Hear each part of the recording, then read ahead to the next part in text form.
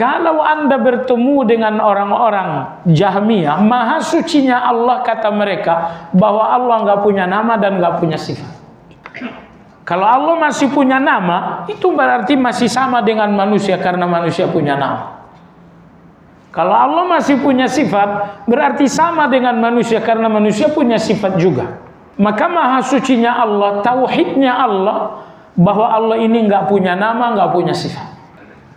Jadi perhatikan jamaah sekalian, mereka orang-orang munafik dengan aliran yang berbeda, Jahmiyah, Mu'tazilah,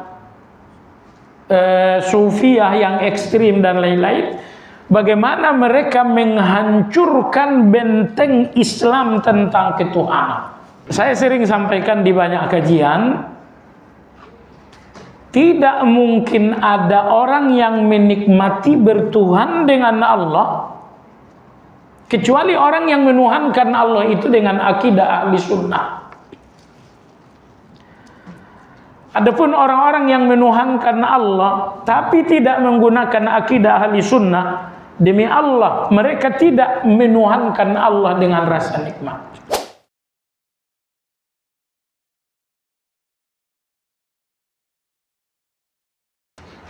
Alhamdulillah, nahmaduhu wa nasta'inuhu wa nastaghfiruh wa na'udzu billahi min shururi anfusina wa min sayyiati a'malina. Man yahdihillahu fala mudilla lahu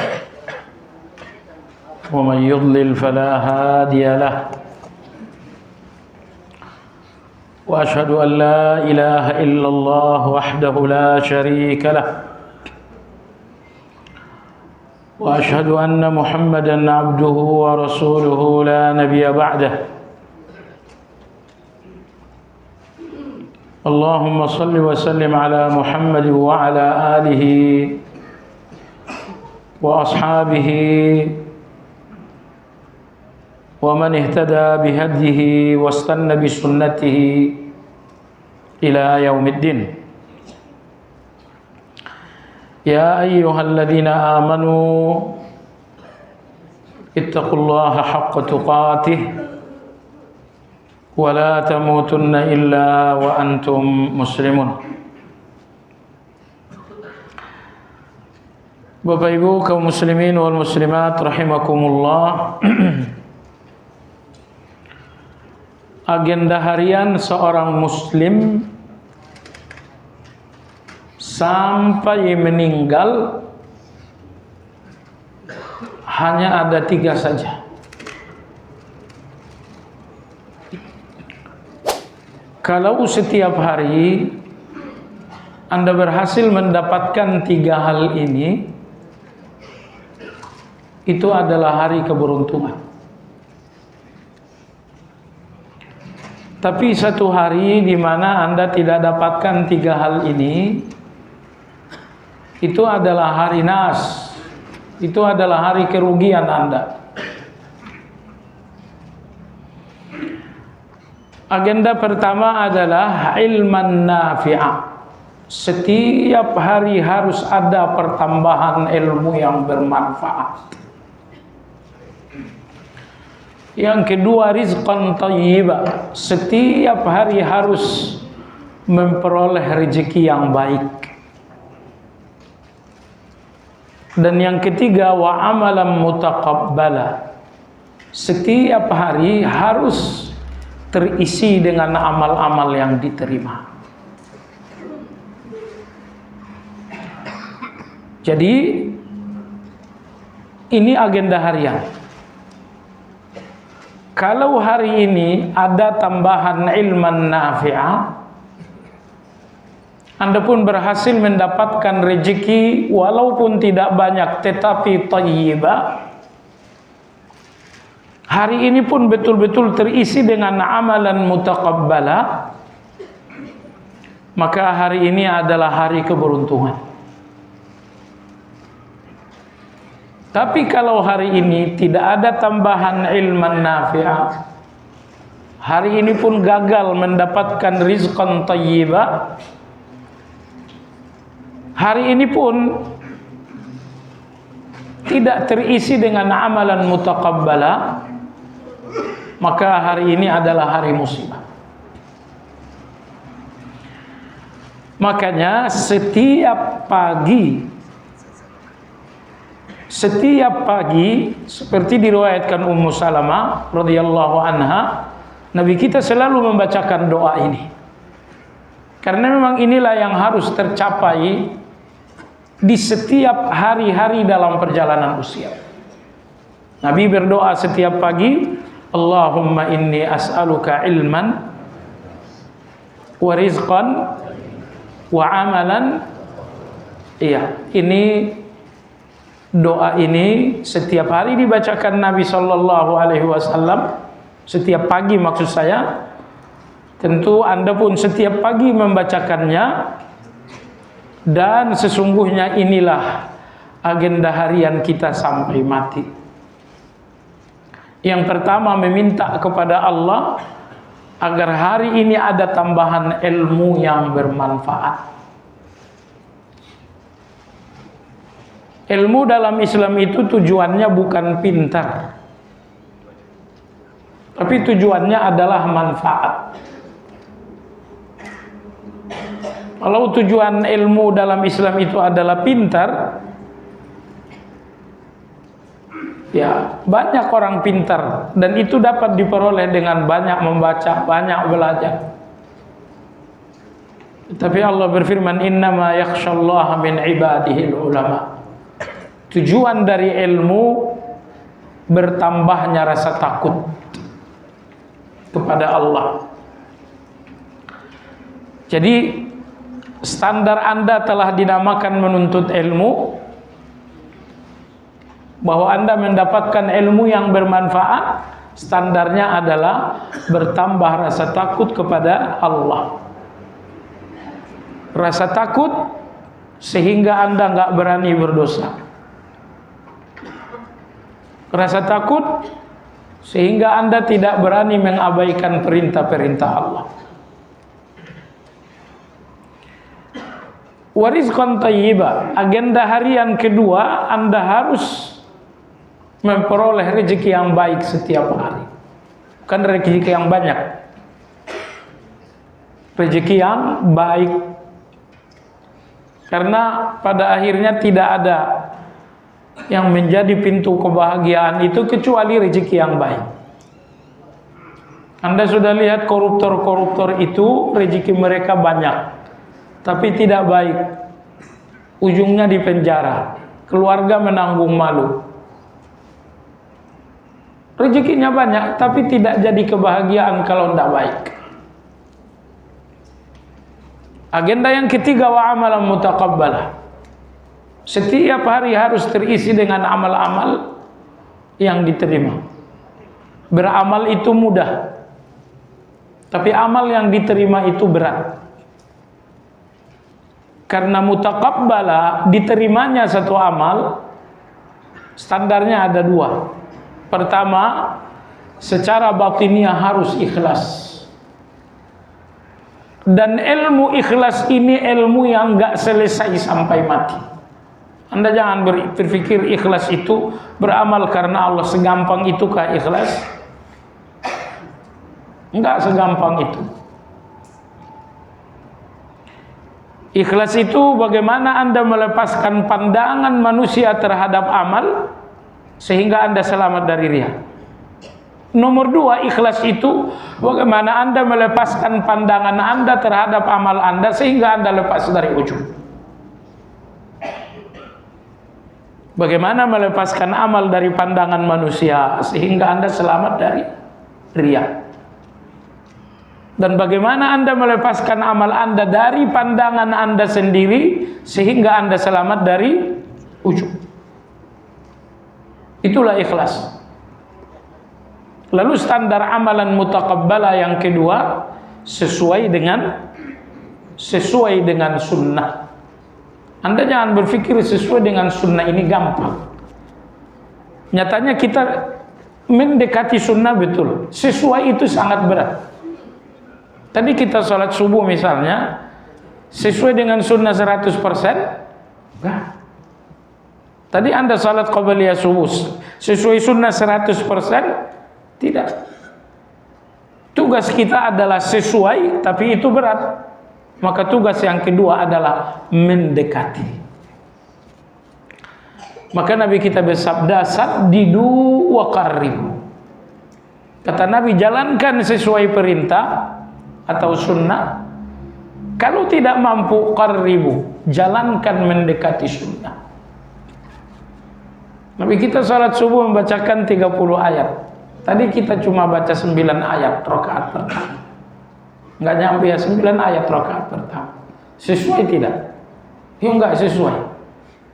Tapi kita setidaknya tidak membaca ayat pendek. Kita coba mendekati. Untuk sesuai 100% itu berat. Baik jemaah sekalian yang saya hormati. Oleh sebab itulah doa Nabi kita setiap pagi seperti diriwayatkan Ibunda Ummu Salamah, Allahumma inni as'aluka ilman wa rizqan thayyiba wa amalan mutaqabbala. Karena memang agenda harian kita sampai wafat, setiap hari harus ada tambahan ilman nafi'ah, harus memperoleh rizqan thayyiba, harus terisi dengan rizqan amalan mutaqabbala. Baiklah jemaah sekalian, kita lanjutkan kembali pembahasan tentang 12 dosa dalam Al-Quran. Sudah berlalu dosa yang pertama, yaitu syirik.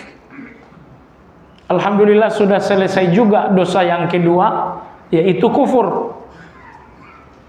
Alhamdulillah kita pun telah memasuki dosa yang ketiga, yaitu nifaq atau munafik.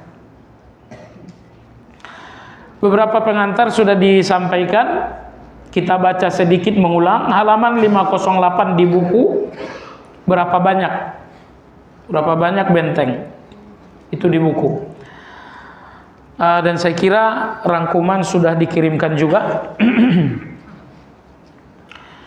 Imam Ibnu Qayyim rahimahullahu ta'ala berkata, falillahi kam min ma'qilin lil islami qad hadamu wa kam min hisnin lahu qad qala'u asasahu wa kharrabu wa kam min alamin lahu qad tamasu wa kam min liwa'in lahu marfu'un qad wada'u wa kam darabu bi mawa'il asy-syubahi fi usuli ghirasihi liyuqli'u.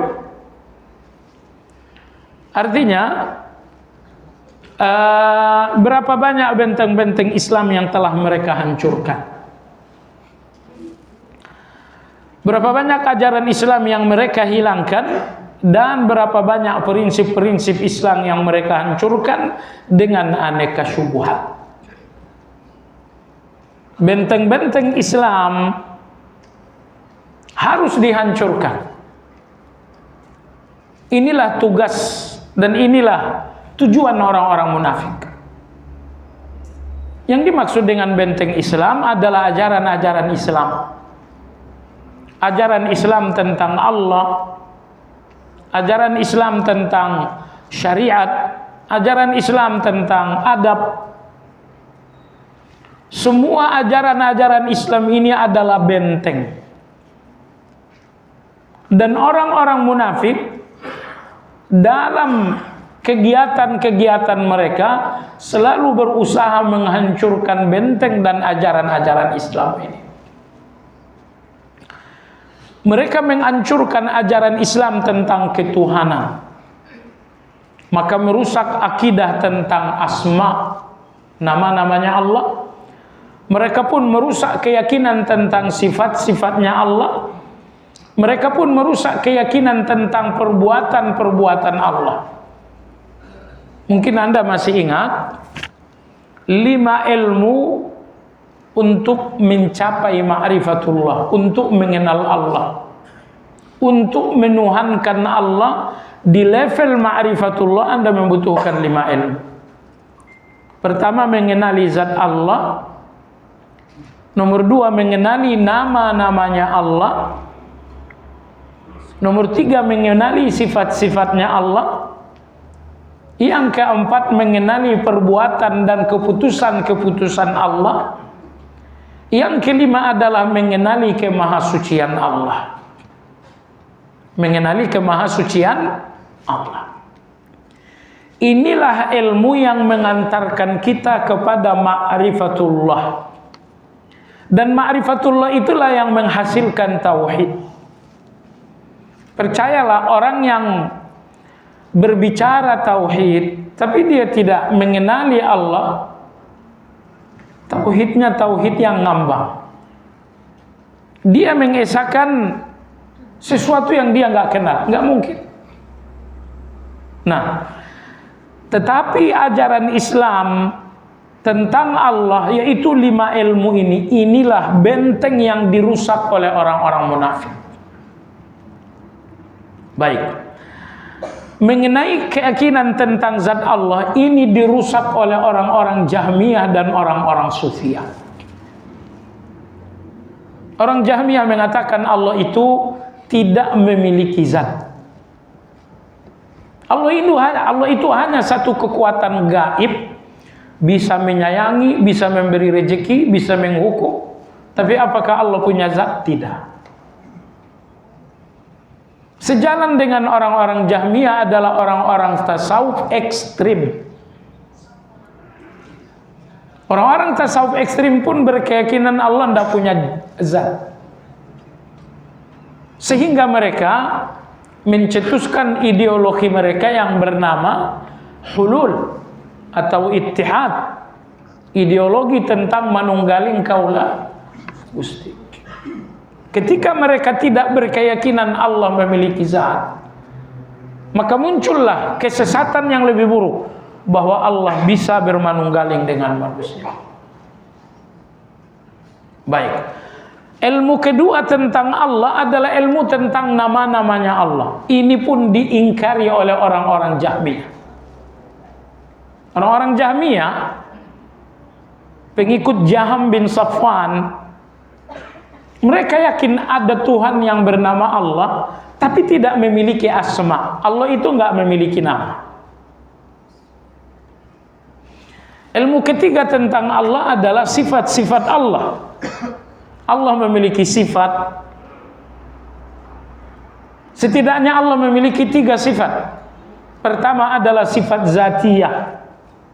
Allah penyayang, Allah maha mengetahui, Allah maha memberi, Allah maha hidup. Itu semua adalah sifat zatiyah. Lalu yang kedua adalah fi'liyah, perbuatan-perbuatan Allah.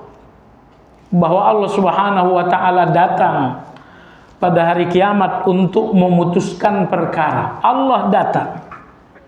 Allah turun ke langit pertama sepertiga terakhir malam. Allah Subhanahu wa ta'ala mencintai. Allah Subhanahu wa ta'ala berkehendak. Itu semuanya perbuatan-perbuatan. Allah datang, Allah turun, Allah mencintai, itu semuanya kerja, kata kerja. Nah, lalu muncullah munafik yang mengingkari sifat Allah yang ketiga, mohon maaf. Sifat Allah yang ketiga adalah khabariyah. Khabariyah bahwa Allah mengatakan dirinya punya wajah. Khabariyah bahwa Allah mengatakan dirinya memiliki tangan. Khabar mengatakan Allah memiliki betis. Khabar mengatakan bahwa Allah memiliki jari-jari. Itu kabarnya Allah. Nah, ketika kita mengimani kabarnya Allah ini, lalu kita pun disebut namanya dengan mujassimah. Orang yang menetapkan adanya jasmani bagi Allah. Jemaah sekalian, dalam perjalanan sejarah, pertama kali ahlu sunnah digelari mujassimah, menjasmanikan Allah, itu terjadi pada tahun 600 sekian Hijriah. Melalui anaknya Abul Qasim Al-Qushairi, Ibnu Al-Qushairi namanya. Karena bapaknya adalah ahli tafsir terkenal, maka nama dia tidak terkenal, nama bapaknya yang terkenal. inilah dalam perjalanan sejarah yang pertama kali menuduh ahlu sunnah ini dengan mujassimah. Karena ahlu sunnah mengakui Allah punya wajah, Allah punya tangan, Allah memiliki betis. Sebelumnya tidak ada yang menuduh ahli sunnah dengan mujassimah. Tapi dalam perjalanannya pulang haji, si Ibnul Qushairi ini melewati Baghdad, maka dia pun menebarkan kebencian bahwa ahlu sunnah itu adalah mujassimah. Dan sampai sekarang pintu yang terbuka itu tidak tertutup. Anda sudah lihat di media sosial bahwa ahlu sunnah digelari Wahabi, digelari mujassimah. Itu gelar-gelar saja. Baik jamaah sekalian, jadi munafik yang ketiga dalam hal ini, munafik yang menghancurkan keimanan tentang sifat-sifat Allah. Siapa mereka? Mereka ini adalah Mu'tazilah dan keturunan-keturunannya. Kalau munafik yang menghancurkan keimanan tentang nama Allah, mereka Jahmiyah. Adapun orang-orang yang menghancurkan keimanan tentang sifat-sifatnya Allah yang tiga macam, mereka ini adalah orang-orang Mu'tazilah dan keturunannya. Tidak usah disebut keturunannya. Siapa saja keturunannya, ada anak kandung juga. Baik. Kemudian muncullah pula orang-orang munafik yang menghancurkan keimanan tentang perbuatan Allah. Mereka mengatakan Allah nggak punya perbuatan. Allah turun ke langit pertama, tidak. Allah datang pada hari kiamat, datang, jawabannya tidak. Allah Subhanahu wa taala bergembira dengan taubatnya seorang mukmin, kata mereka tidak. Jadi inilah orang-orang munafik. Mereka menghancurkan benteng-benteng Islam. Benteng pertama mereka hancurkan adalah benteng tentang keimanan kepada Allah. Mereka hancurkan benteng keimanan tentang zat Allah, tentang sifat Allah, tentang perbuatan Allah. Yang terakhir mereka pun menghancurkan benteng tentang Allah, yaitu benteng tentang kemahasucian Allah. Maha suci Allah menurut Anda, ahli sunnah wal jamaah, bahwa Allah itu tidak memiliki syirik, bahwa Allah itu tidak sama dengan apapun dan siapapun. Itulah maha suci dalam faham ahli sunnah. Sehingga karena Allah tidak sama dengan apapun dan siapapun, Allah itu nggak boleh dipersamakan dengan melakukan ibadah kepada selain Allah. Tetapi jamaah sekalian, kalau Anda bertemu dengan orang-orang Jahmiyah, maha sucinya Allah kata mereka, bahwa Allah nggak punya nama dan nggak punya sifat. Kalau Allah masih punya nama, itu berarti masih sama dengan manusia karena manusia punya nama. Kalau Allah masih punya sifat, berarti sama dengan manusia karena manusia punya sifat juga. Maka maha sucinya Allah, tauhidnya Allah, bahwa Allah ini nggak punya nama, nggak punya sifat. Jadi perhatikan jamaah sekalian, mereka orang-orang munafik dengan aliran yang berbeda, Jahmiyah, Mu'tazilah, Sufiyah yang ekstrim dan lain-lain, bagaimana mereka menghancurkan benteng Islam tentang ketuhanan. Saya sering sampaikan di banyak kajian, tidak mungkin ada orang yang menikmati bertuhan dengan Allah kecuali orang yang menuhankan Allah itu dengan akidah ahli sunnah. Adapun orang-orang yang menuhankan Allah tapi tidak menggunakan akidah ahli sunnah, demi Allah mereka tidak menuhankan Allah dengan rasa nikmat. Seperti si Jahmiyah ini misalnya, bagaimana mungkin dia merasa nikmat menuhankan Allah, padahal Allah itu Ar-Rahman bukan, Ar-Rahim bukan, Maha mengabulkan bukan. Di mana nikmatnya menuhankan Allah ketika nama dan sifat Allah itu diingkari? Nikmatnya menuhankan Allah ketika Anda semakin sempurna memahami nama dan sifat Allah itu. Dan Anda tidak akan bisa memahami secara sempurna nama dan sifatnya Allah kalau Anda tidak menggunakan akidahnya ahli sunnah wal jamaah. Baik jamaah sekalian yang saya hormati, di antara benteng Islam yang dihancurkan oleh orang-orang munafik adalah benteng Islam tentang syariat. Syariat Islam tentang riba itu dihancurkan oleh orang-orang munafik. Mereka ingin menghapus ajaran Islam bahwa ada makanan haram bernama riba. Mereka ingin menghancurkan ajaran Islam tentang pernikahan. Mereka ingin menghancurkan ajaran Islam tentang tata berpolitik. Maka di sini Imam Ibnu Qayyim rahimahullah, beliau mengatakan berapa banyak benteng-benteng Islam yang telah mereka hancurkan, berapa banyak ajaran Islam yang telah mereka hilangkan. Mereka tidak puas kaum muslimah ini berjilbab. Diciptakanlah berbagai syubhat-syubhat agar jilbab ini tidak lagi menjadi syariat yang harus diikuti kaum muslimat. Padahal jamaah sekalian, betapa nikmatnya kaum muslimah yang berjilbab berhijab itu. Kalau seorang ibu-ibu berhijab keluar rumah misalnya jam 7 pagi, kemudian pergi berbelanja, ketemu dengan kawan, sampai di rumah misalnya jam 9, 3 jam berhijab, 3 jam dalam ibadah. 10 jam Anda berhijab, 10 jam Anda dalam ibadah.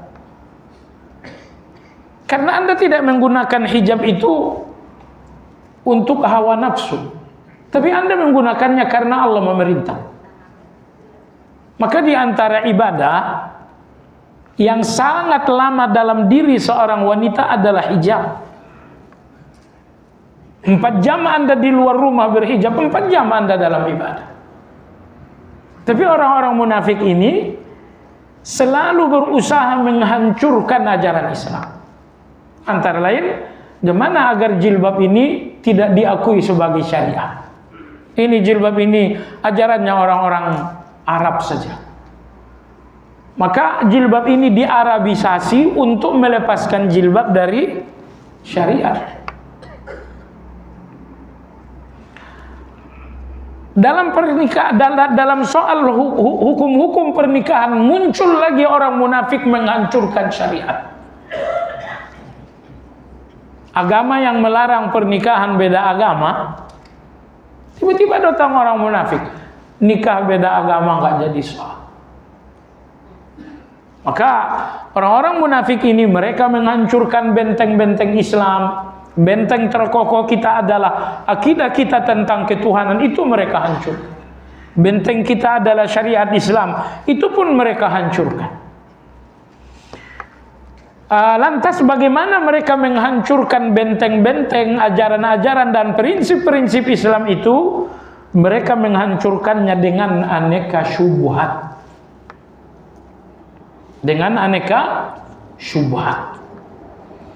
Jadi ajaran Islam yang jelas ini disamar-samarkan, disyubhatkan seolah-olah bukan kebenaran. Misalnya wanita wajib berhijab, itu kan jelas ayatnya. Ya, jelas ayatnya dalam surat Al-Ahzab.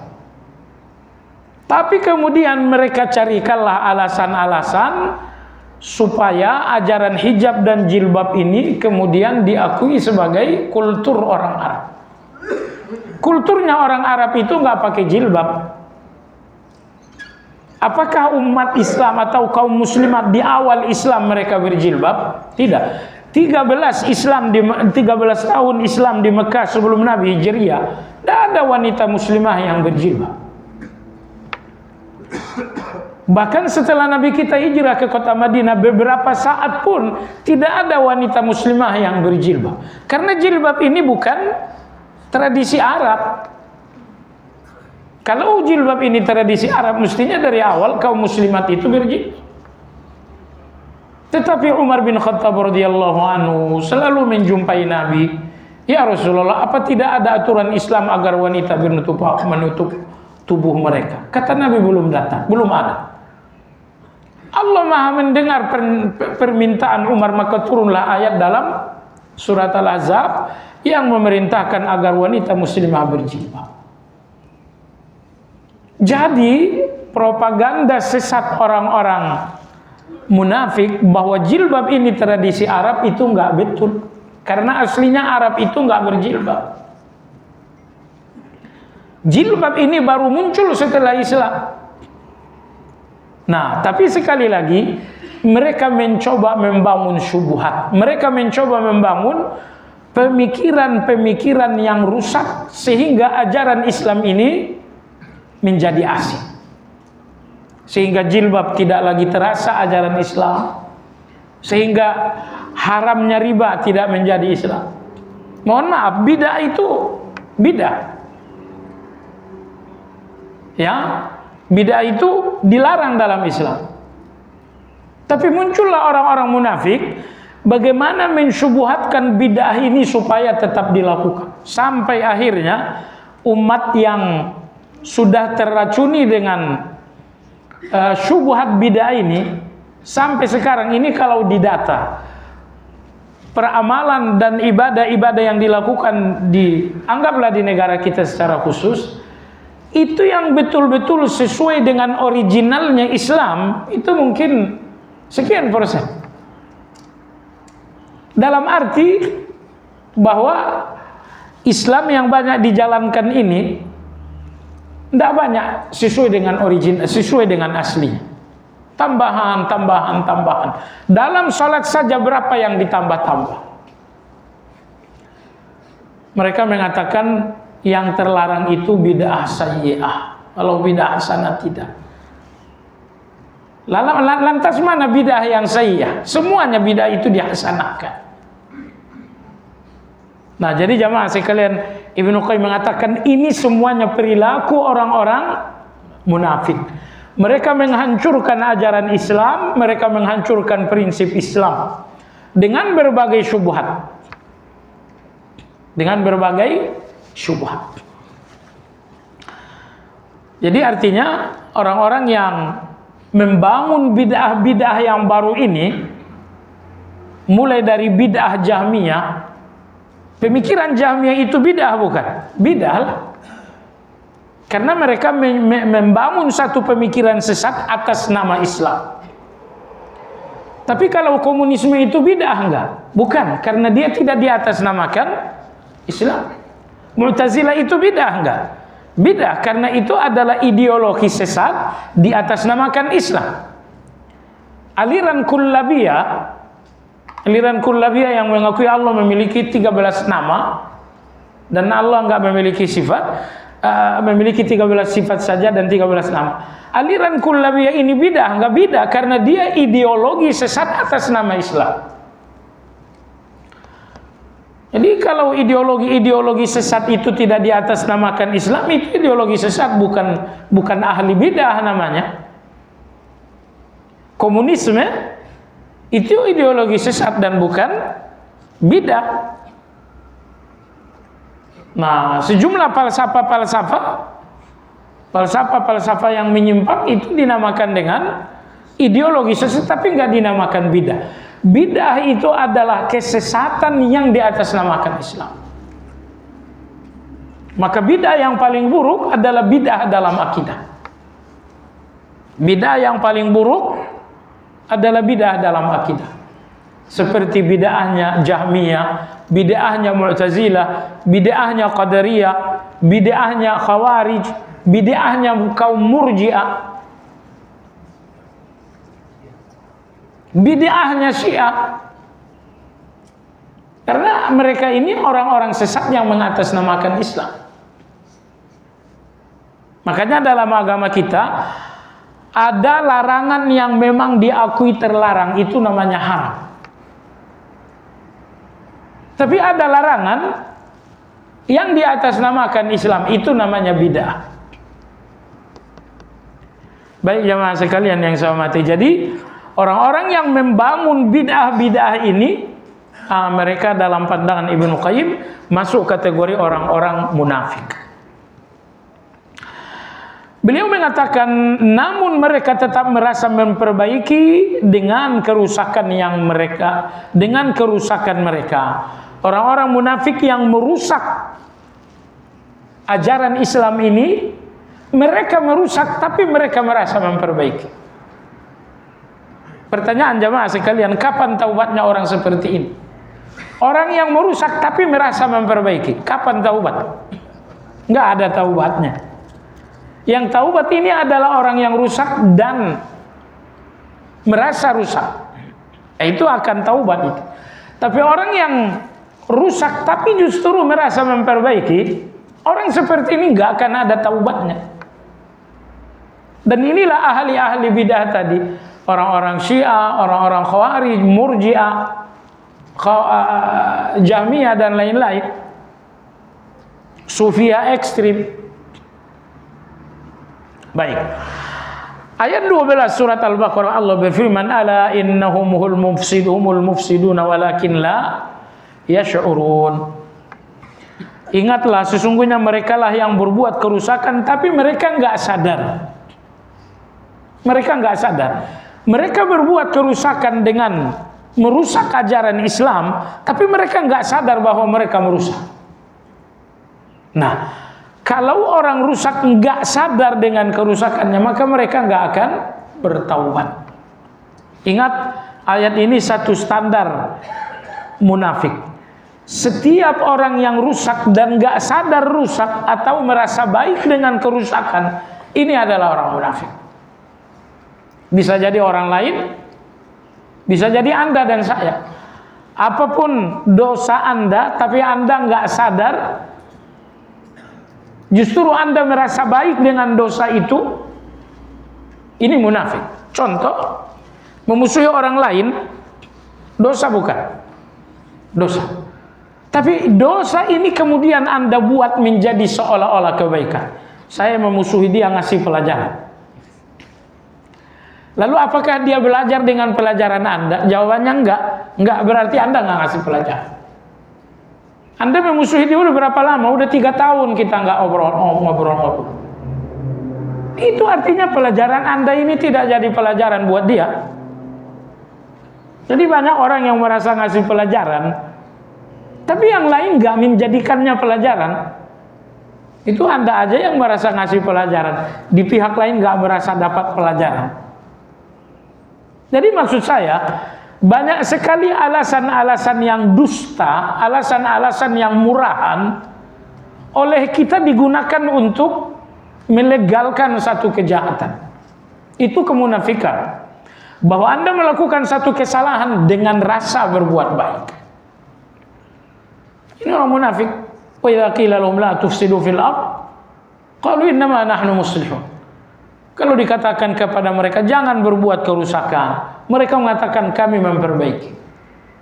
Maka orang yang merasa memperbaiki dengan satu kerusakan, ini adalah kemunafikan. Bisa orang lain, bisa juga Anda, bisa juga saya. Maka hati-hatilah.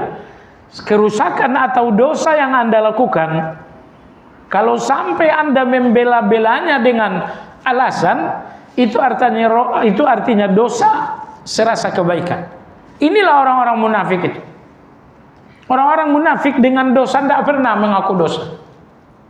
Tapi orang-orang munafik dengan dosa merasa berbuat baik. Kenapa merasa berbuat baik? Itulah syubhat itu. Kalau satu dosa sudah dibela-bela dengan alasan, maka dosanya hilang. Yang menonjol alasan-alasan tadi. Ini yang dinamakan dengan syubhat. Karena hakikat dari syubhat menyamarkan kebenaran. menyamarkan baik menjadi jahat, menyamarkan jahat menjadi baik. Itu syubhat namanya. Kamu kenapa masih kerja di bank konvensional? Kamu tahu 4 orang dilaknat kerja di bank riba. Oh, kalau saya nggak kerja di bank konven itu, nanti malah peluang-peluang kerja di sana diambil oleh agama lain. Kalau agama lain yang mengendalikan perbankan ini, hancurlah kita umat Islam. Itu alasan Anda yang sangat buruk, ya, sehingga keburukan ini seolah-olah legal. Perilaku menjadi seorang bankir itu dalam agama kita laknat. Tapi dengan alasan Anda tadi, seolah-olah laknat ini menjadi kebaikan. Anda tahu tidak bahwa Anda sedang merasa baik dengan satu kerusakan? Itu orang munafik itu. Saya ingin poin ini kita pahami baik-baik. Di antara bentuk kemunafikan, melakukan satu dosa dan kerusakan dengan merasa baik. Kenapa bisa? Jawabannya, melakukan satu dosa dengan alasan-alasan tertentu sehingga dosa ini tersamarkan bukan lagi dosa, tapi seolah-olah kebaikan. Wa idza qila lahum la tufsidu fil ardh qalu innama nahnu muslihun. Berikutnya di sini Allah berfirman pada ayat 8 dalam surat As-Saff, yuriduna liyutfi'u nurallahi biafwahihim wallahu mutimmu nurihi walau karihal kafirun. Jadi orang-orang munafik ini walaupun mereka berusaha memadamkan ajaran Islam, benteng-benteng Islam tadi mereka coba hancurkan. Mereka ingin memadamkan api Islam, cahaya Islam.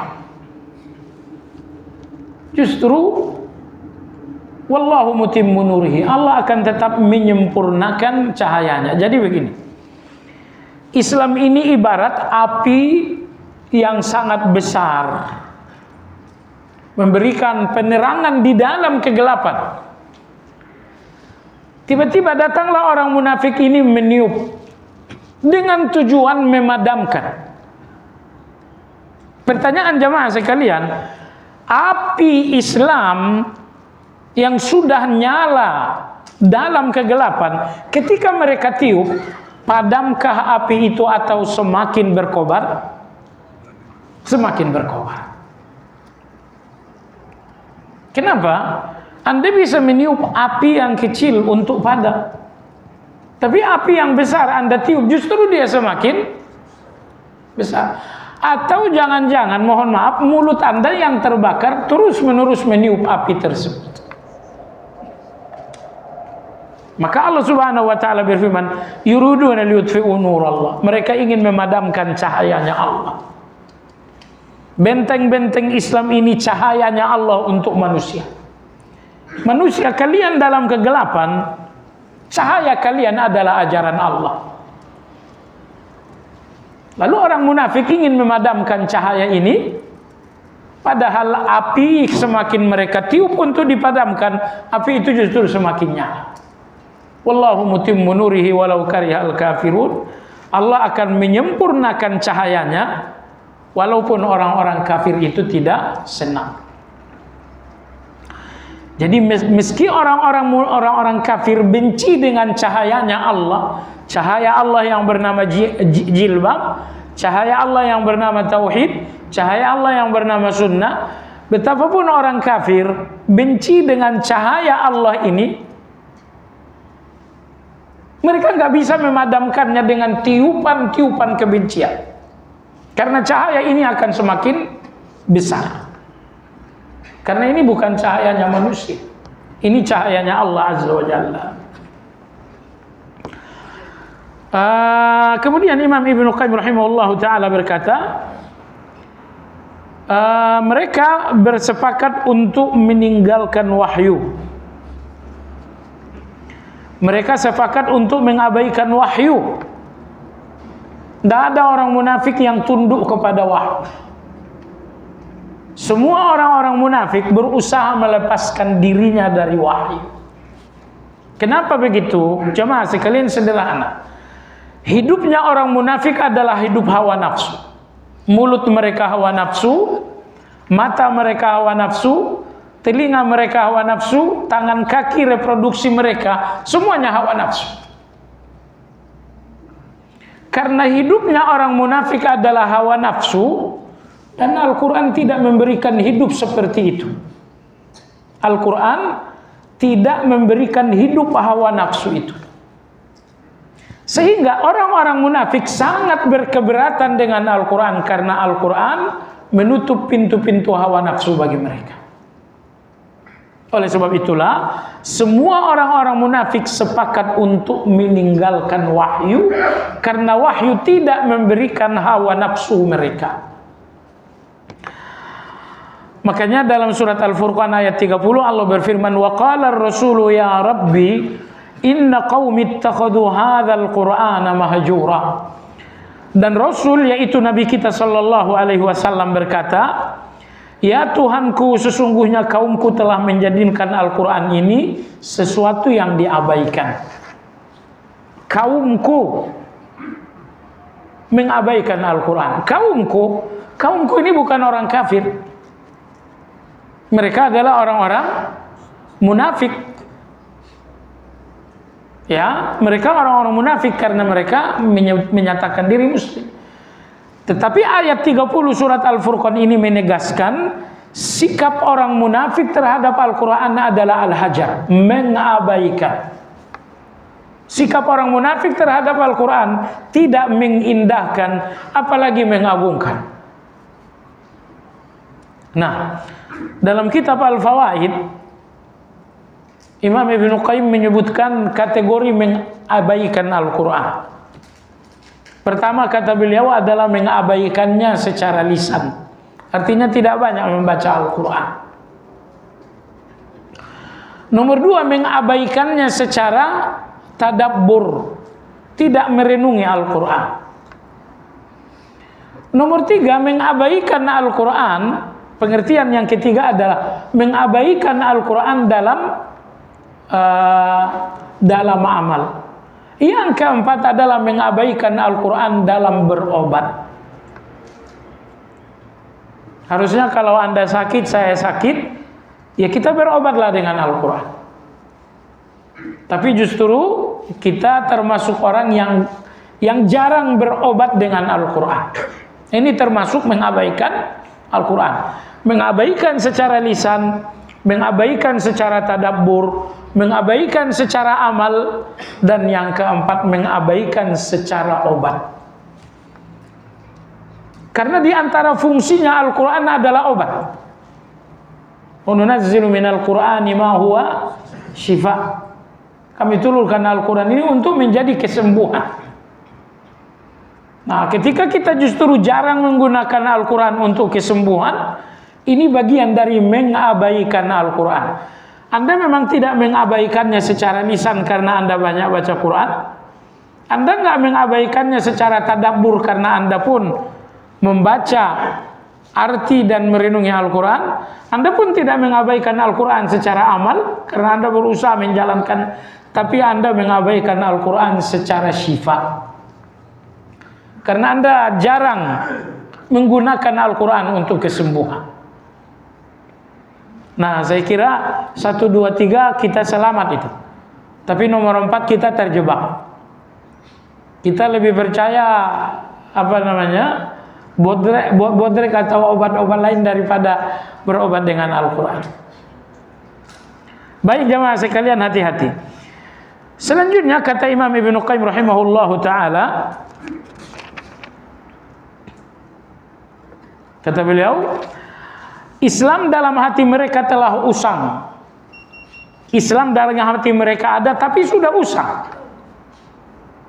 Artinya Islam dalam hati mereka lemah. Bintang iman telah redup dalam batin mereka. Bintang keimanan dalam hati mereka telah redup. Matahari iman dalam fikiran mereka telah tenggelam oleh gelapnya hawa nafsu.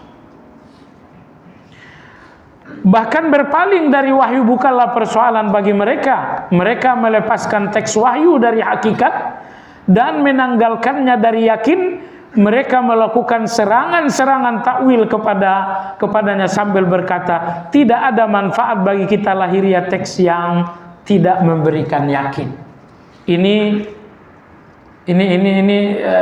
bahasa anak muda nendang sekali. Kata Ibnu Qayyim, orang-orang munafik ini aslinya nggak percaya dengan Al-Quran itu. Jadi keimanan hati mereka terhadap Al-Quran adalah keimanan yang lemah, keimanan yang redup. Oleh karena hati mereka lemah mengimani Al-Quran, apa yang mereka lakukan? Mereka nggak percaya dengan hakikat-hakikat yang diceritakan oleh Allah. Lantas apa yang mereka lakukan?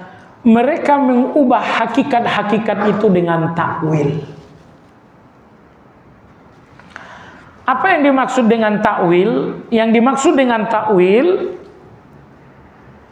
memahami redaksi Al-Quran dengan pemahaman kiasan, bukan dengan pemahaman yang sesungguhnya. Itulah takwil. Itulah takwil yang populer. Mengubah arti Al-Quran yang sesungguhnya menjadi arti kiasan. Contoh, Allah Subhanahu wa ta'ala memiliki tangan, iya. Allah itu punya tangan hakikat enggak? Iya, itu memang hakikat. Allah memiliki tangan, tangannya Allah itu hakikat, tapi tidak sesuai dengan hakikatnya kita. Hakikat tangannya Allah laisa kamitslihi syai'un. Tapi bahwa Allah punya tangan itu satu hakikat. Seperti apa hakikat tangannya Allah? Hakikat tangannya Allah, lam yakul lahu kufuwan ahad. Tiba-tiba datanglah orang-orang munafik ini, mereka mengubah arti hakikat ini menjadi arti kiasan. Allah punya tangan, maksudnya Allah punya kekuasaan. Sehingga mereka mengubah arti yang sesungguhnya menjadi arti kiasan. Ini namanya apa? Ini namanya takwil. Contoh yang kedua, Allah Subhanahu wa ta'ala turun ke langit yang pertama. Itu hakikat. Tapi turunnya Allah itu hakikat turunnya Allah tidak sama dengan hakikat turunnya Anda. Hakikat turunnya Allah laisa kamitslihi syai'un. Tapi bahwa Allah itu turun itu memang hakikat. Itu memang sungguhan. Hakikat itu artinya sungguhan. Tapi datanglah orang munafik, mereka mengubah arti yang sesungguhnya menjadi arti kiasan. Allah turun ke langit pertama, maksudnya turun rahmat Allah, bukan Allahnya yang turun. Baik.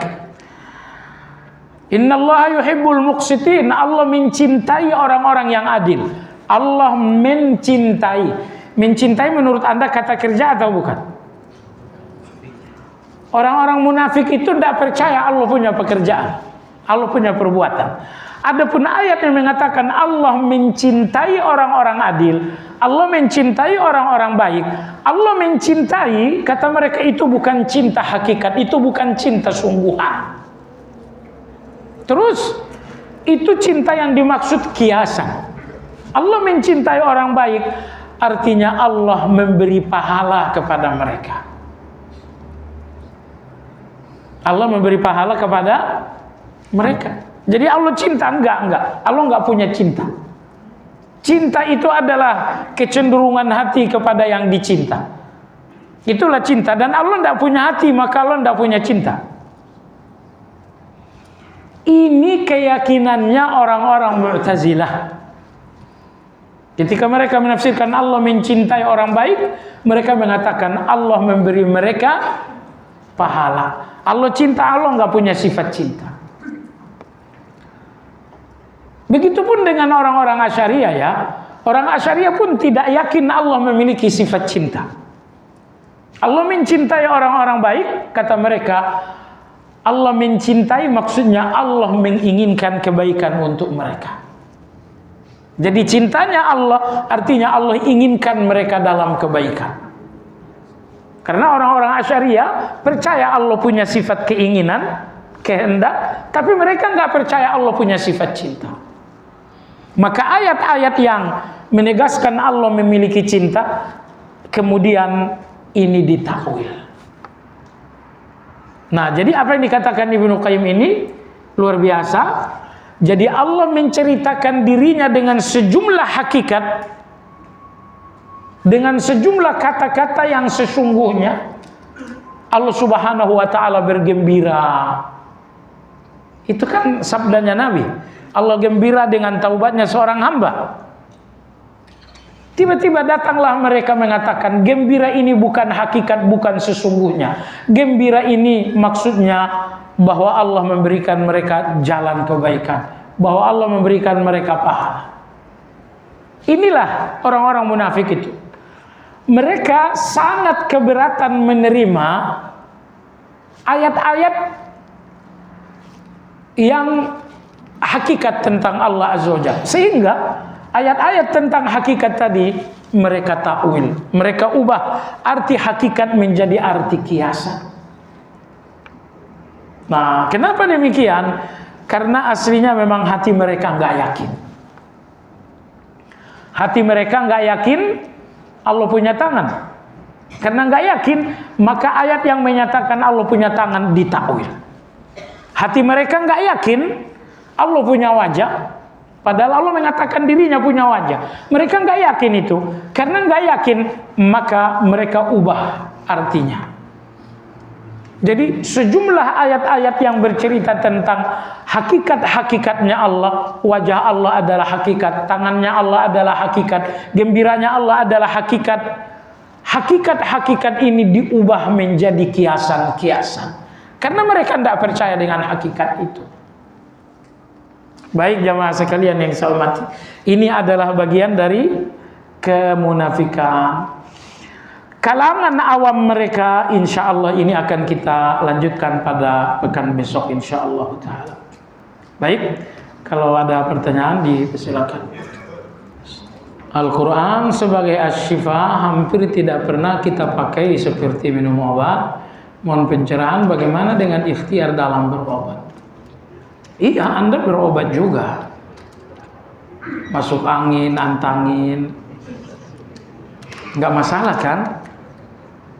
Masalahnya bahwa Anda nggak memfungsikan Al-Quran sama sekali untuk sifat. Fungsinya Al-Quran untuk hidayah Anda sudah 100%. Tapi fungsinya Al-Quran untuk syifa, di sini Anda nilai merah. Setiap kali Anda sakit, A, B, dan C. Tapi Anda nggak pernah memfungsikan Al-Quran ini untuk kesembuhan. Padahal salah satu fungsinya Al-Quran adalah syifa. Tapi fungsi yang satu ini ternyata itu nilai merah kita. Nggak jadi soal jamaah sekalian. Anda pergi ke tukang urut kalau memang keseleo. Tapi jangan salah juga. Itu kaki keseleo misalnya, pegang sambil Anda bacakan Fatihah. Dan Anda nggak boleh berkeyakinan bahwa pegangannya si tukang urut lebih bagus daripada pegangan Anda sambil baca Fatihah. Oh, tukang urut baca Fatihah juga, iya, tapi Fatihahnya dia berbisik. Kalau Fatihah Anda nggak boleh berbisik. Fatihah kita harus dengan suara yang terdengar.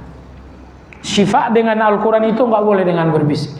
Berbisik itu kebiasaannya dukun-dukun. Maka kalau Anda ingin syifa, Anda ingin memfungsikan Al-Quran sebagai syifa, maka Anda harus membaca dengan terdengar. Al-Baqarah ayat 12, bagi orang-orang yang masuk dalam tersebut, apakah dosanya diampuni atau dimaafkan karena tidak sadar dalam melakukan hal tersebut. Tidak sadar ada dua macam ya. Fadhal. Pertama, tidak sadar dalam arti tidak mengerti. tidak sadar kalau memang tidak sadar, kalau tidak sadarnya nggak ngerti, nggak tahu, itu tidak sadar yang dimaafkan. Misalnya orang tidur, rupanya ngigau, ngomong ke sana kemari, itu nggak sadar karena memang dia nggak tahu, nggak ngerti. Itu tidak sadar yang dimaafkan. Tapi kalau tidak sadarnya itu karena hawa nafsu,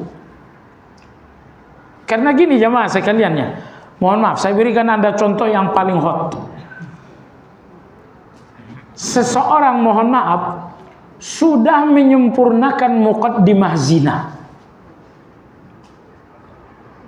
Dia udah masuk kamar, busana juga udah dilepaskan, muqaddimah zina udah sangat sempurna sekali.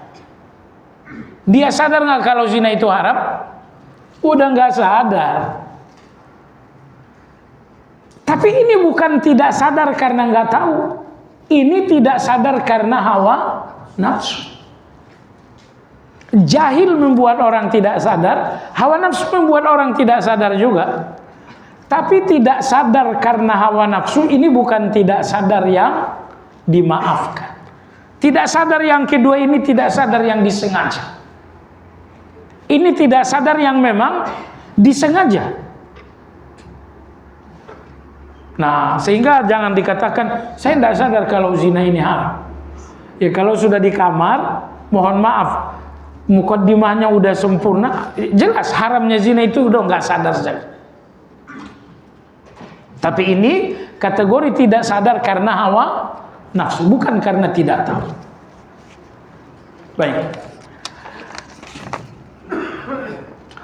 Bagaimana hukumnya kalau anak perempuan dewasa umroh tanpa mahram?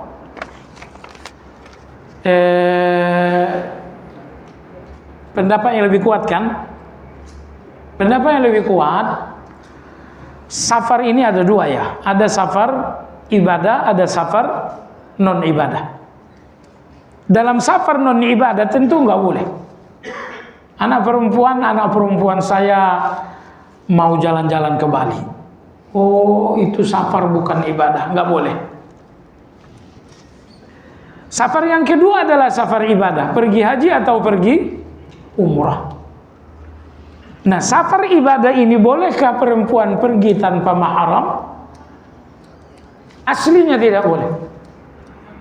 Tapi mahram itu bisa tergantikan dengan rifqatun ma'munah, dengan rombongan yang amanah.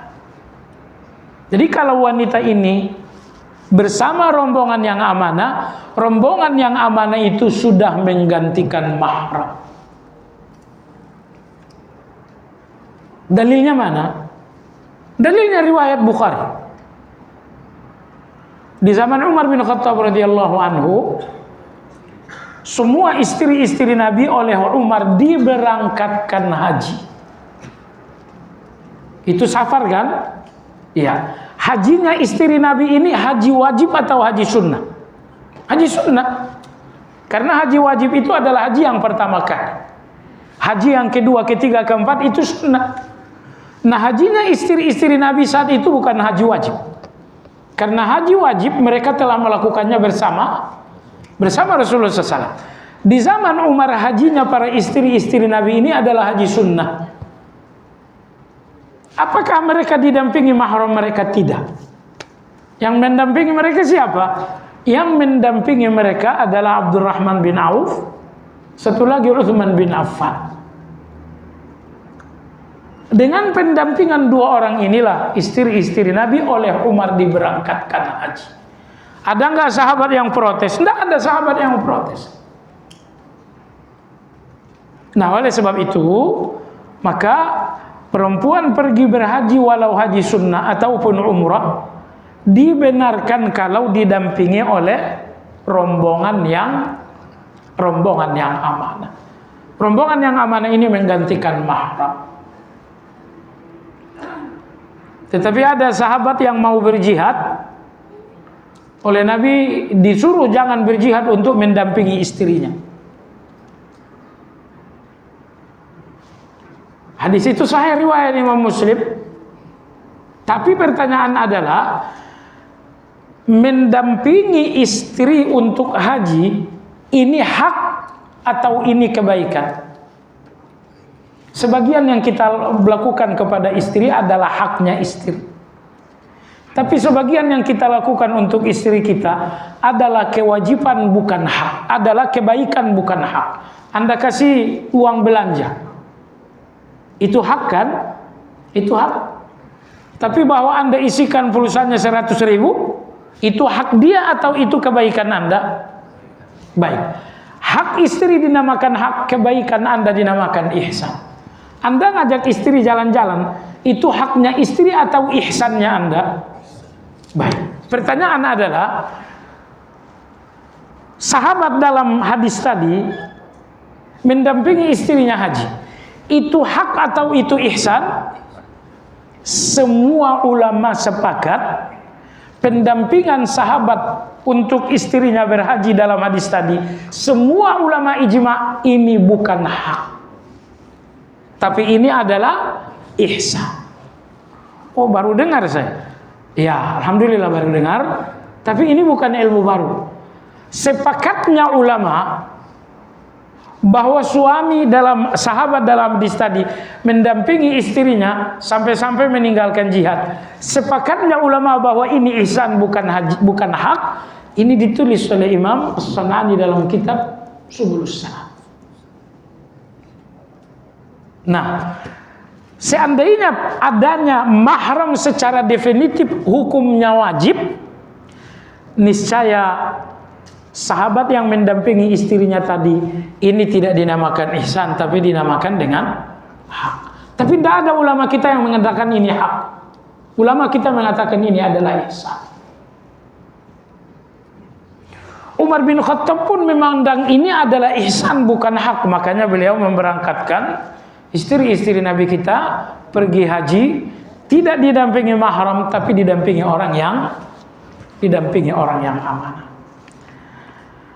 Hanya saja Imam Malik menambahkan syarat yang kedua, zatu hishmah. Ini perempuan yang pergi berhaji, walaupun pendamping yang amanah terpenuhi, ini perempuan harus perempuan yang juga punya rasa malu. Kalau ini perempuan yang, mohon maaf, perempuan yang genit ya jangan.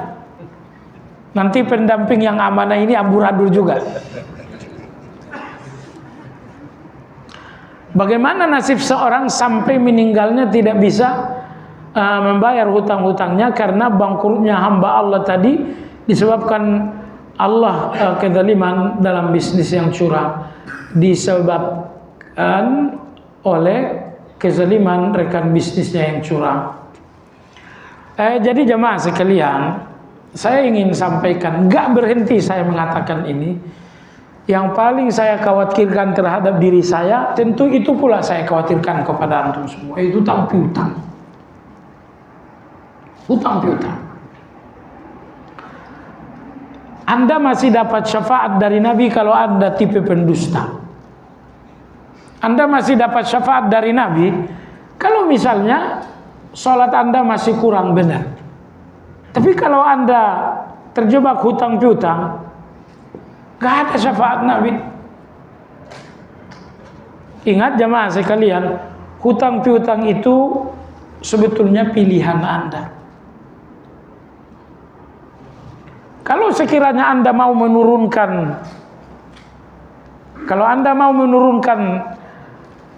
gaya hidup, tidak perlu ganti mobil Anda, tidak perlu Anda hutang piutang.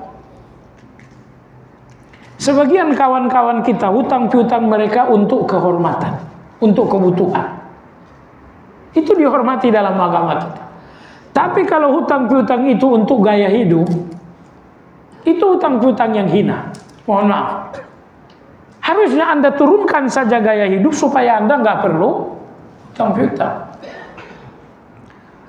Dan yang lebih buruk lagi, kalau udah berhutang nggak bayar, dalam agama zalim namanya. Kenapa zalim? Masuk akal. Orang yang mempiutangi Anda itu adalah orang baik. Dia baik, tiba-tiba Anda nggak bayar. Anda nggak bayar padahal dia udah baik meminjami. Agama mengatakan zalim. Oleh sebab itu, di antara doa yang paling sering dibacakan Nabi kita, ini sering juga Anda bacakan ya. Doanya singkat, hafal sekarang juga. Allahumma inni a'udzubika. Udah hafal kan? Baik, tinggal sambungannya. Allahumma inni a'udzubika minal ma'thami wal maghram. Minal ma'thami wal maghram. Ya Allah, aku berlindung kepadamu dari dosa dan dari hutang. Sangat sering Nabi membacakan doa ini. Akhirnya sahabat bertanya, Rasulullah, sering betul Anda bacakan doa itu? Kata Nabi, orang kalau sudah berhutang, berjanji lalu tidak tepat, berbicara lalu berdusta. Orang kalau udah berhutang, penyakitnya dua, janji nggak tepat, ngomong selalu dusta. Dari hutang itu muncul dua dosa. Maka Nabi ajarkan satu doa. Anda jangan sampai nggak hafal ini, karena kita tipe orang-orang yang dakdikduk juga soal hutang. Uang kita nggak sebanyak uang orang kan? Anda punya uang 5 triliun nggak? Kalau begitu hutang piutang peluang Anda dan saya. Supaya Anda nggak jatuh kepada hutang piutang itu, ikhtiarnya doa tadi sungguh-sungguh Anda bacakan. Allahumma inni a'udzubika minal ma'sam wal maghram. Ma'sam dosa, maghram hutang piutang. Baik. Lalu di sini ditanyakan, seorang hamba Allah memang tidak mampu bayar. Dia memang nggak mampu bayar.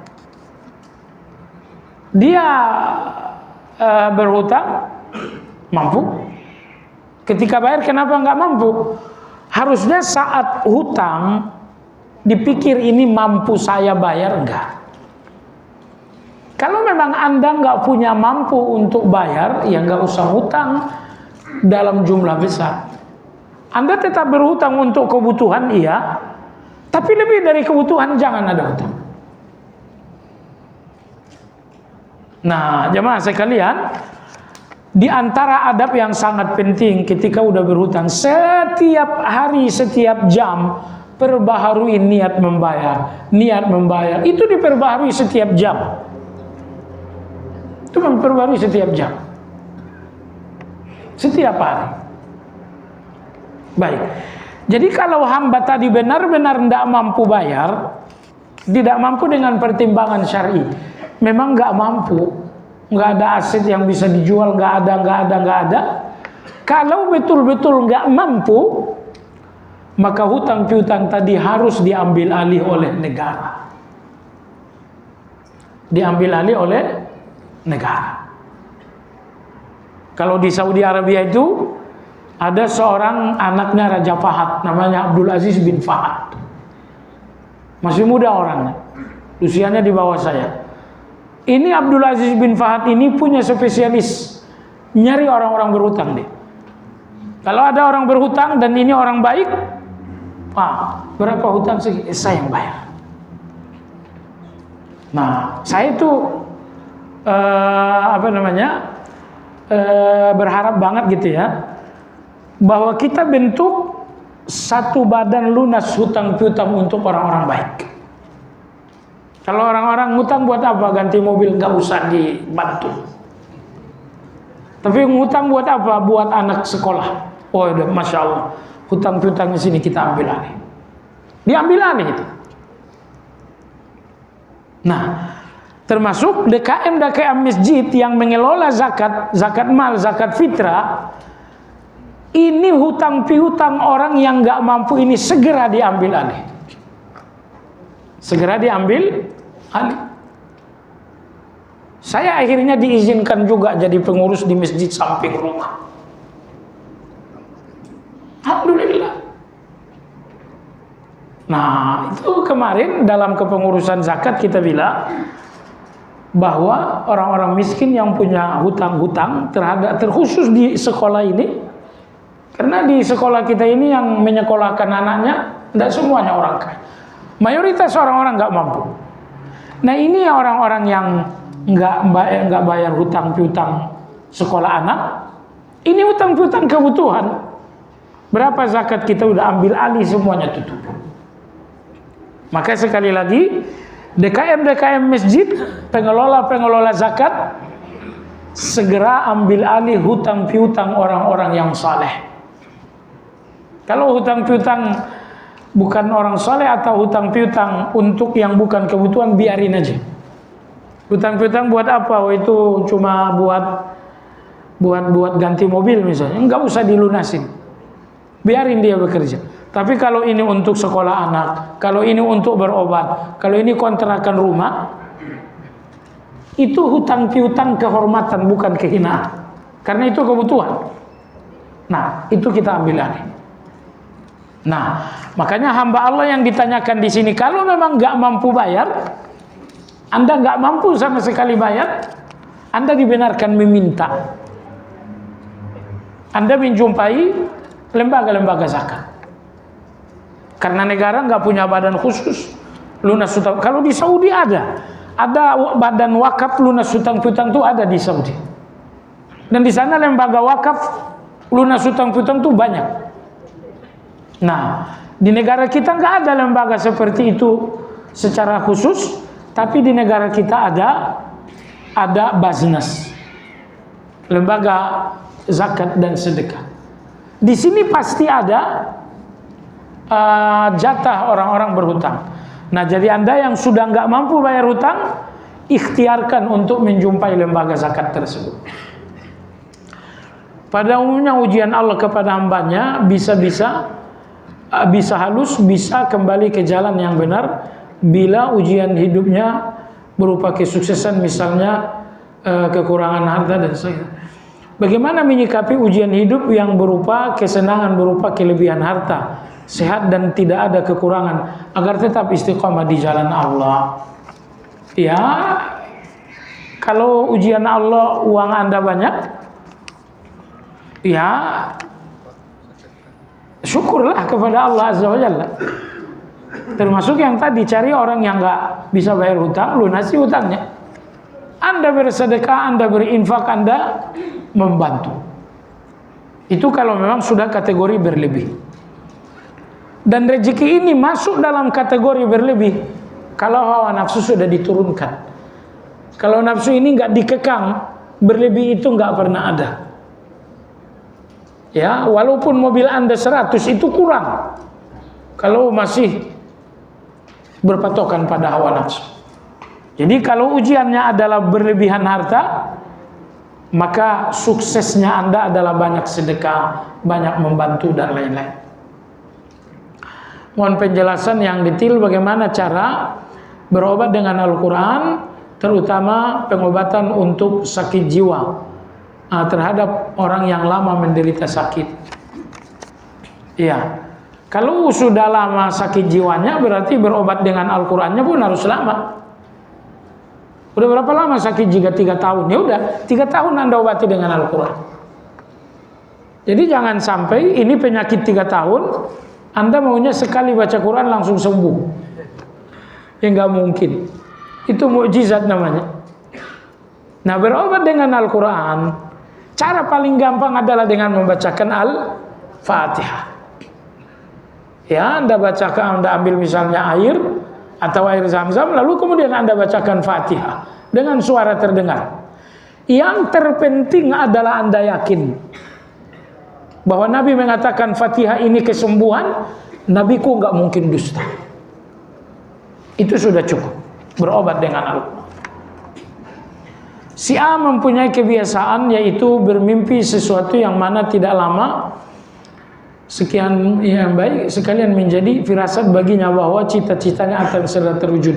Oleh karena itu, karena seringnya jika dia mendapatkan sesuatu pasti dari lewat mimpi yang baik, maka apakah ini berdosa jika ia berani menyimpulkan bahwa seburuk-buruk cita-cita apakah terwujud karena telah diberi firasat oleh mimpi? Jemaah sekalian, mimpi itu 1/40 dari wahyu. Maka mimpi ini bagian dari wahyu. Yang tadi saya katakan mimpi 1/40 dari wahyu ini adalah hadis. Dan mimpi seperti ini diberikan kepada orang yang bertakwa. Ya, jadi bahkan Anda masih ingat gitu ya, ada 10 tingkatan hidayah. Salah satu tingkatan hidayah tersebut adalah ar-ru'yah salihah. Kadang-kadang Allah memberikan petunjuk melalui mimpi-mimpi yang baik. Melalui mimpi-mimpi yang baik. Dulu kaum muslimin bingung, ini ngumpulin sholat caranya pakai lonceng kah? Pakai trompet kah? Atau pakai api kah? Sampai akhirnya seorang laki-laki bernama Abdullah bin Zaid, beliau bermimpi.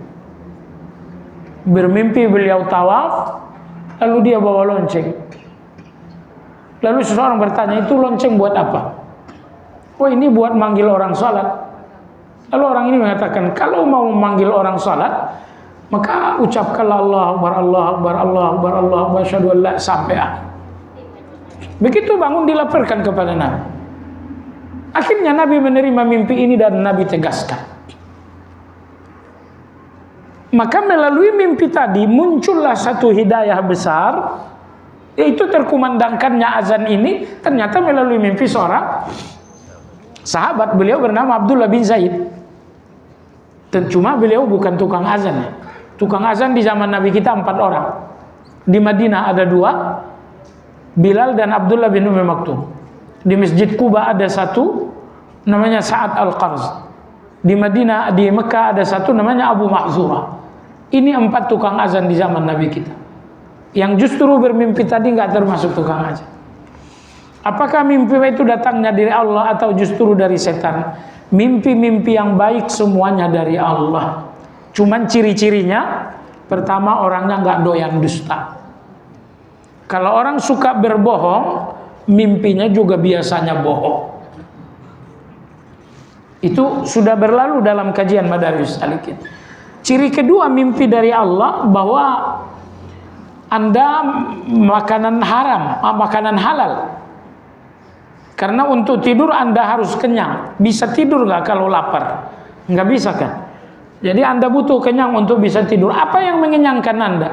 Kalau yang mengenyangkan Anda makanan haram, mimpinya insya Allah mimpi nggak benar.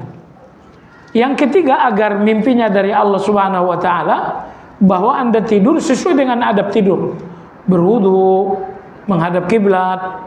Yang keempat, bahwa mimpi itu terjadi sepertiga terakhir malam. Kalau mimpi itu memiliki 4 kriteria ini, itu insya Allah mimpi dari Allah. Kaidah fikih membolehkan seorang istri mengambil secara diam-diam sebagian harta milik suami yang pelit untuk keperluannya, tapi kaidah itu tidak menjelaskan lebih rinci bagaimana antisipasinya jika pada akhirnya tindakan itu menimbulkan kemarahan si suami. Padahal kaidah fikih juga mengajarkan menghindari tindakan instan lebih. Oh, itu berarti istri nggak ngambil diam-diam. Kan Anda udah bilang ya, kaidah fikih istri boleh ngambil diam-diam. Nomor 2, yang diambil itu pun sesuai kebutuhan.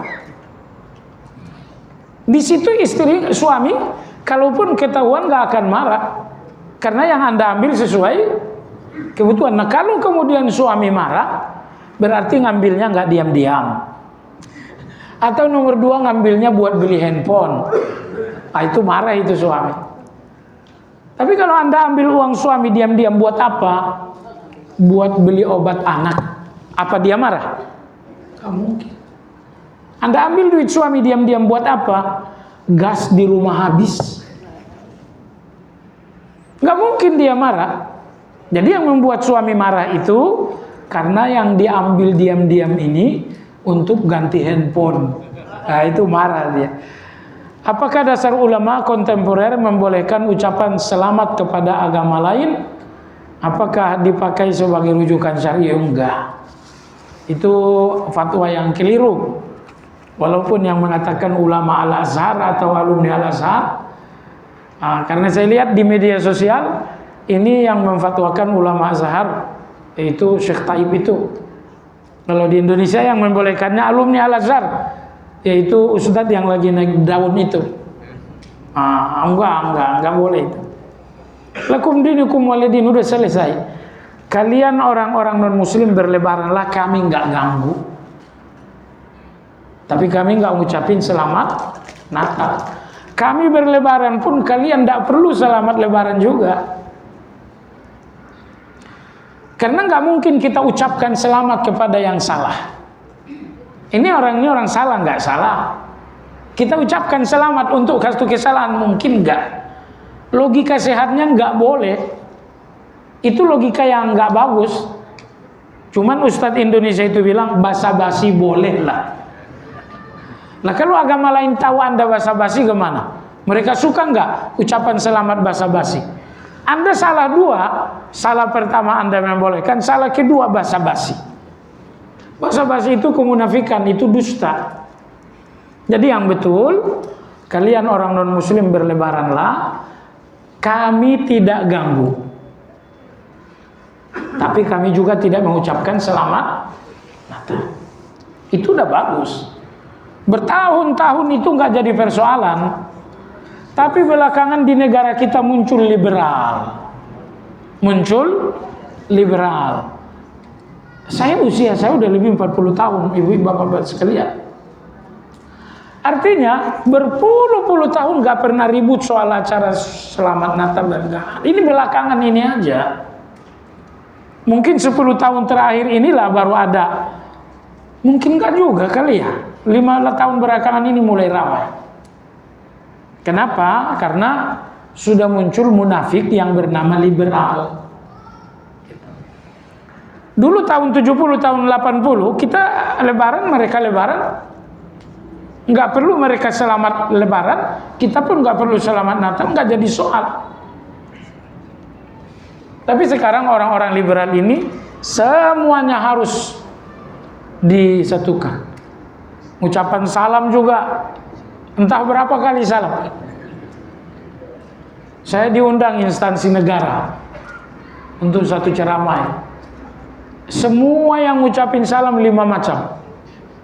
Saya macuk, saya bilang saya nggak bisa begituan. Saya diundang sebagai ustadz, salamnya ustadz saja. Mohon tidak baper. Saya ucapkan itu, assalamualaikum. Alhamdulillah nggak ada masalah. Yang hadir dari kalangan non muslim juga nggak ribut. Alhamdulillah di negara kita kesepahaman juga udah sangat bagus sekali. Jadi liberal ini sebenarnya, liberal itu nggak mau Kristen jadi Kristen dan mereka juga nggak mau Muslim jadi Muslim. Itulah liberal itu. Mereka tuh penjahat. Entah apapun nama mereka gitu ya. Mereka penjahat. Mereka cuman nggak mau aja disebut komunis. Sebenarnya mereka semi komunis. Kalian Kristen tapi jangan tonjolin Islam. Ini orang liberal ini terhadap orang Islam berbahaya, tapi kalau terhadap Yahudi dia senyum. Auzubillah. Baik jamaah sekalian yang saya hormati, itu fatwa yang keliru. Kita udah pernah bahas. Mereka berdalil dengan surat Maryam tapi dalilnya keliru. Ya. Kita sudahi dengan zikir kafaratul majlis. Subhanakallahumma wa bihamdika asyhadu an la ilaha illa anta astaghfiruka wa atubu ilaik. Alhamdulillah rabbil alamin. Assalamualaikum warahmatullahi wabarakatuh.